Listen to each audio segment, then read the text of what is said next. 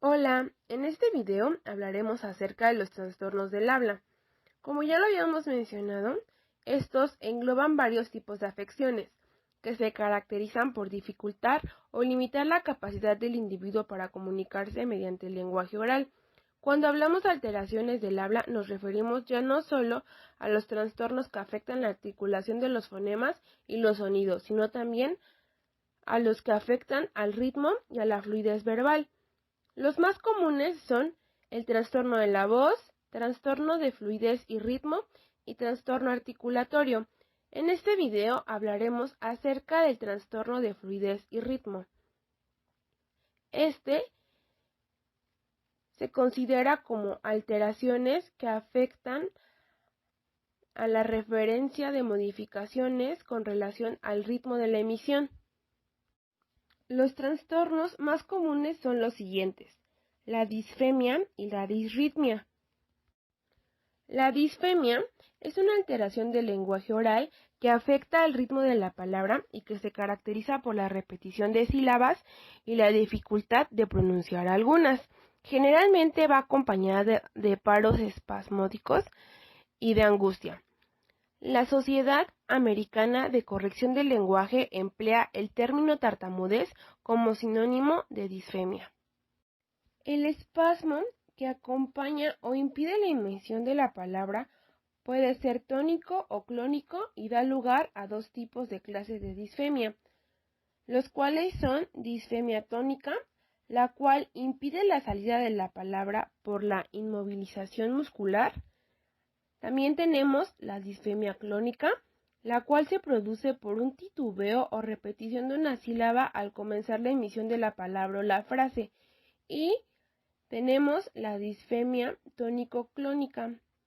Esta se caracteriza cuando se da una combinación de ambas. La disritmia es una alteración del lenguaje oral que afecta al ritmo y a la acentuación y a la entonación. El sujeto afectado acentúa inadecuadamente las palabras y altera los ritmos acelerados con ritmos demasiado lentos. La etiología. Este trastorno suele iniciarse en la etapa preescolar y en ocasiones puede permanecer en la edad adulta. Su etiología es multicausal. Entre los diversos factores que influyen encontramos los genéticos, que son estudios que destacan que sea hereditario. No obstante, puede haber predisposición para adquirirla. Al igual tenemos los lingüísticos, que relacionan a un retraso en el lenguaje y dificultades en su procesamiento. Tenemos los fisiológicos, que es cuando se produce el habla con diferentes órganos del aparato fonoarticulador, los cuales son la boca, lengua, labios, cuerdas vocales. Estos están trabajando para coordinar la fluidez verbal. Cuando no están sincronizados correctamente, se produce el tartamudeo. Y por último, los psicosociales. El contexto puede ser el medio que afianza el problema. Por lo tanto, la estimulación ambiental, el papel del adulto con el que se relaciona con el niño y en sí un ambiente estresor resultan negativos en estos casos.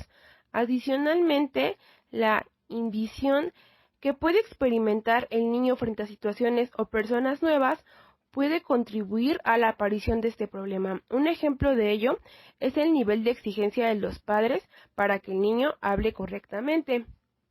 El diagnóstico. Este es el que afirma qué factores son los que suelen aparecer al tener o presentar disfemia. Primero, suele aparecer en la infancia habitualmente entre los 2 y los 4 años, coincidiendo con el lenguaje conectado, cuando el niño comienza a combinar varias palabras formando las primeras frases. Tenemos también la disfemia inicial, que esta podría aparecer en torno a los 3 años asociada a la dificultad de articular el lenguaje, que es propia de la edad. La episódica se origina a partir de los 5 años de edad y en ella son característicos los episodios de tartamudeo que alteran la fluidez verbal. Pero una vez transcurridos los primeros 10 años, tras la aparición de los primeros episodios, se considera que el sujeto ya padece disfemia o tartamudez. Algunos de los síntomas más comunes son los siguientes. El primero sería las manifestaciones lingüísticas. Es el uso de muletillas verbales, lenguaje redundante, frases incompletas, discurso incoherente y descoordinación entre el pensamiento y el lenguaje. El segundo sería las manifestaciones conductuales, que es el mutismo e inhibición temporales, ansiedad a la hora de comunicarse, y logofobia o miedo a las palabras. Y por último tendríamos las manifestaciones corporales. Es cuando el niño empieza a presentar tics, espasmos e hipertensión y respuestas psicogalvánicas, y empieza a presentar sudoración y palidez. Orientaciones a docentes.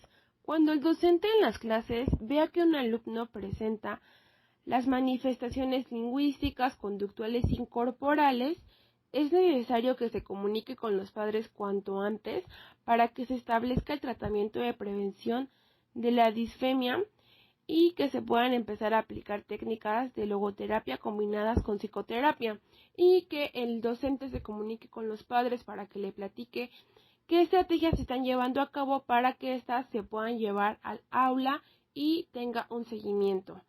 Las recomendaciones que se pueden hacer en clase con los alumnos que presentan disfemia o disritmia son los siguientes.